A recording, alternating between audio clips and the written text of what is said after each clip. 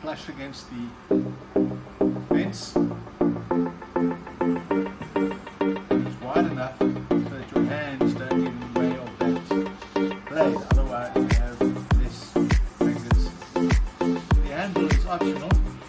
I happen to have it on something else and took it off and put it on here, so it gives you an easy push through. And then there's a backing board that extends out beyond the base, which is fastened on.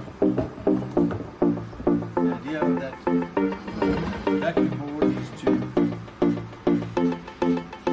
catch the wood and slide it through.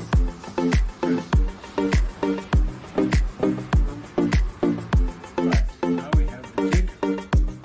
The gap between the blade and this edge is 5 millimeters. Fit your piece of stock into it. You can see it's flush, and then you proceed to cut the joints.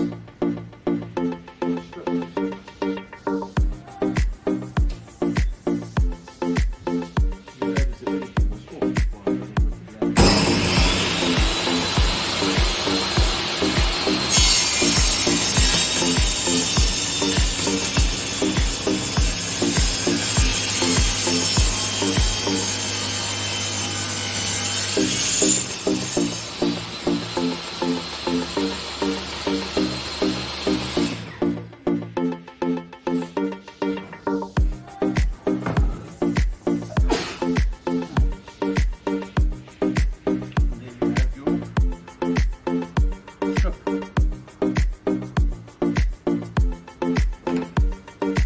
Adjust this any width you want to, centimeter, 10 millimeters, whatever the case you want to.